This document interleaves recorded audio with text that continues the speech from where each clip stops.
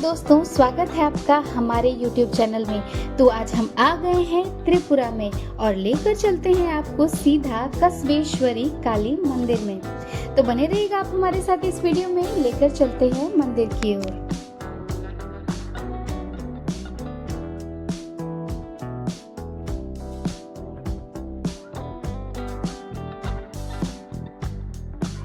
तो आज हम बात करने वाले हैं कस्बेश्वरी काली मंदिर के बारे में। तो पहले इसके इतिहास के बारे में जान लेते हैं। त्रिपुरा के कमला सागर का यह कस्बेश्वरी काली मंदिर अपने आप में अद्भुत है। यह मंदिर अगरतला से लगभग 27 किलोमीटर दूर कस्बा नामक छोटे से गांव में स्थित एक पहाड़ी पर स्थित है। यह भारत बांग्लादेश की सीमा पर पड़ता है। बात इसकी इतिहास की आती है तो त्रिपुरा के राजा कल्याण मानिक देववर्मन को एक रात स्वप्न आया और स्वप्न में माता काली ने दर्शन दिया और कहा कि तुम्हारे राज्य में स्थित मैं होबीगंज नामक बस्ती में एक पुजारी परिवार के यहाँ हूँ। तुम मुझे वहाँ से लेकर अपने गांव ले चलो और वहाँ पर स्थापित करो और मेरी पूजन अर्चन प्रारंभ करो।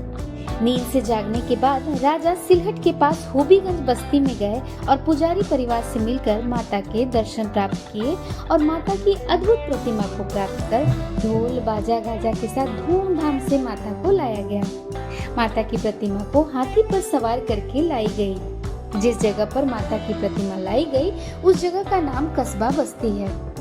कहते हैं यहाँ पर राजा का एक गढ़ था। कस्बा नामक बस्ती में कलारगढ़ के नाम से ही इस बस्ती का नाम कस्बा पड़ा। वैसे यहाँ कस्बा रहा भी होगा क्योंकि आज भी यहाँ दोनों देशों के लोग हाट बाजार करने आते हैं। उसी से अंदाजा लगाया जा सकता है कि राजा का यहाँ गढ़ रहा होगा।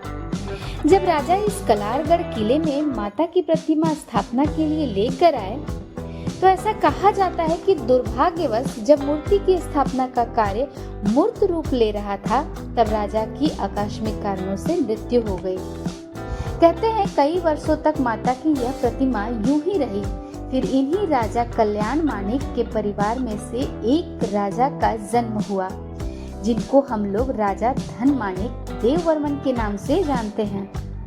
तो कहा जाता है कि उन्हें यह सौभाग्य प्राप्त हुआ और उन्होंने कमलेश्वरी माता की स्थापना इसी कलारगढ़ में करवा दिया। अब बात करें इस मंदिर की प्रतिमा की तो यह बहुत ही अद्भुत प्रतिमा दिखाई देती है। जो 10 भुजाओं वाली काले रंग की प्रतिमा है, स्वरूप देखकर ऐसा प्रतीत होता है कि यह देवी महिषासुर मर्दनी है, देवी दुर्गा का स्वरूप है। लेकिन इस प्रतिमा का दूसरा पक्ष यह भी है कि माँ की प्रतिमा के ठीक पैर के पास एक शिवलिंग स्थापित है। वैसे पुराणों की कथा में बताया गया है कि माँ जब क्रोध में आई थी तब उनका पैर शिव जी पर पड़ा था और उस स्वरूप को माँ काली से जाना जाता है। इसलिए माँ के स्वरूप को देखते हुए यह कह सकते हैं कि माँ का श्याम वर्ण यानी काला होना और उनके पैर के पास शिवलिंग का होना उनके काली स्वरूप को बताने के लिए पर्याप्त है।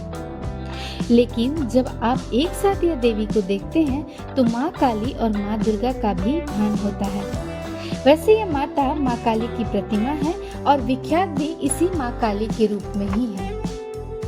तो माता काली के सर्वाधिक मंदिरों में से एक मंदिर कलकत्ता अवस्थित दक्षिणेश्वर काली मंदिर और दूसरा बांग्लादेश की राजधानी ढाका में रमना काली मंदिर और तीसरा मंदिर कमलेश्वरी कस्बेश्वरी माता का मंदिर है।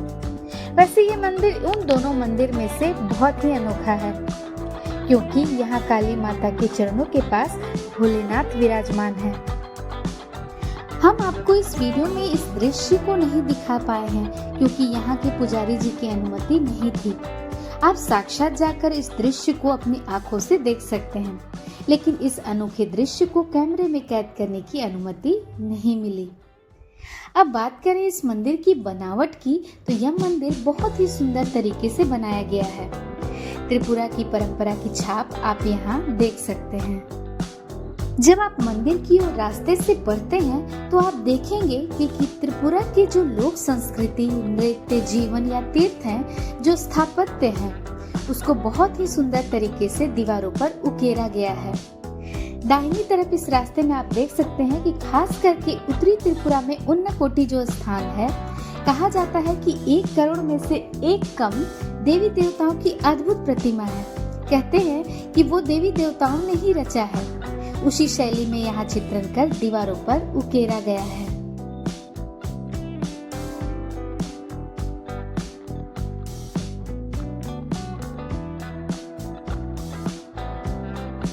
अब हम थोड़ा और आगे बढ़ेंगे मंदिर की ओर, तो हम देखेंगे कि हमें 3 द्वार नजर आएंगे।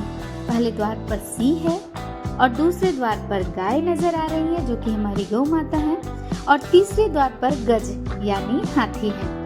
यह 3 द्वार को पार करने के बाद हम मंदिर में प्रवेश कर सकेंगे।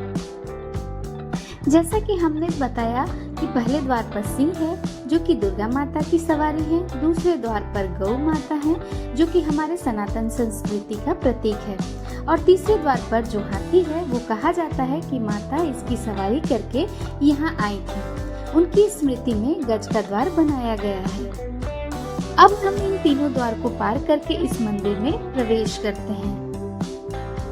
एक बात यहाँ की और है कि ऐसा कहा जाता है कि त्रिपुरा में जितने भी मंदिर हैं, सभी जगहों पर देशी गाय के दूध से बने मिष्ठान ही माता को भोग लगाए जाते हैं। उनको यही प्रसाद चढ़ाया जाता है। तो हमने भी प्रसाद और लाल पुष्प माता को अर्पित करने के लिए लिया और दर्शन कर आशीर्वाद प्राप्त किया। अब जो ये जगह आप देख रहे हैं, यहाँ जो लोग मनोकामना मांगते हैं या मनोकामना पूर्ण होने पर बलि देने का वचन देते हैं, वो लोग पूर्ण होने पर बलि भी देते हैं। लोगों के अनुसार यहाँ बकरा, भैंसा और कबूतर की बलि दी जाती है।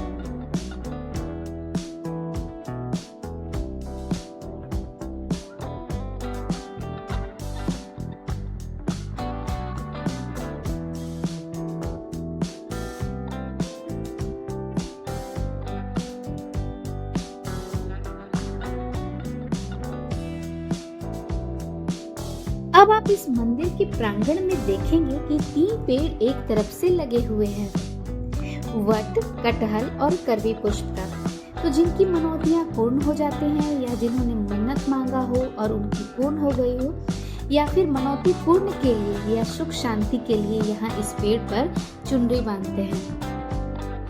आप देख सकते हैं हमने भी इस पेड़ पर चुनरी बांधा और समस्त जग के कल्याण के लिए भगवान से प्रार्थना की।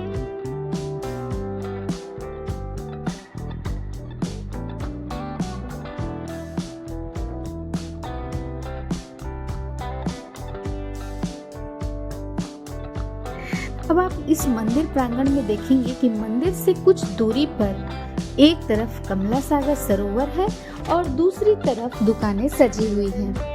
त्रिपुरा सरकार द्वारा बहुत ही अच्छा प्रयास किया गया है इस मंदिर को लेकर। यहाँ की साफ सफाई और व्यवस्था काफी अच्छी है।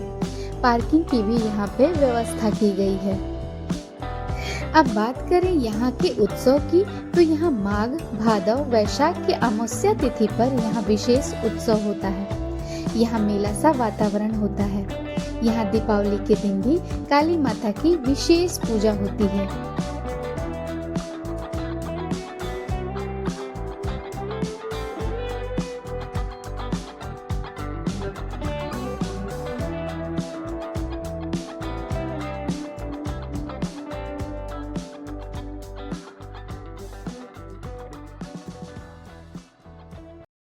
वैसे तो यह मंदिर त्रिपुरा के सुदूर इलाके में है, लेकिन यहाँ कई सारी महत्वपूर्ण आध्यात्मिक विभूतियाँ भी साधना और सिद्धि के लिए आई हैं, जिसमें से एक आनंदमयी माँ का नाम है। इसी मंदिर में इनका तपोस्थली रहा है और साधना का स्थान रहा है। इसी मंदिर में माता को सिद्धि प्राप्त हुई थी और इस मंदिर में आनंदमयी माता का तस्वीर भी है। मंदिर के आसपास का नज़ारा तो आप देख ही सकते हैं। दुकानें किस तरीके से सजी हुई हैं और यहाँ पे जब भीड़ लगती होगी तो मुझे नहीं लगता यहाँ पे किसी तरीके की कोई परेशानी होती होगी। भक्त बहुत ही आसानी से माता के दर्शन प्राप्त करते होंगे। व्यवस्था काफ़ी अच्छी है और आसपास देखने के लिए, घूमने के लिए, माता के दर्शन के लिए, सभी चीज़ों के लिए एक बहुत ही मनमोहक सा यह जगह है। तो आप सभी से मेरा रिक्वेस्ट है, एक बार इस जगह पर ज़रूर जाएं और माता के दर्शन प्राप्त करके अपने जीवन को धन्य बनाएं।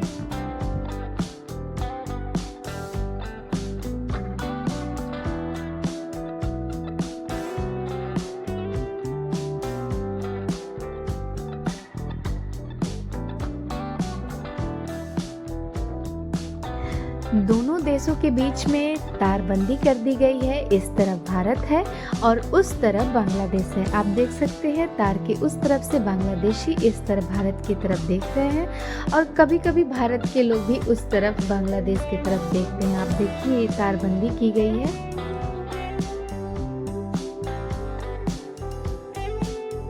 अब हम लोग यहाँ पार्किंग से निकलते हैं।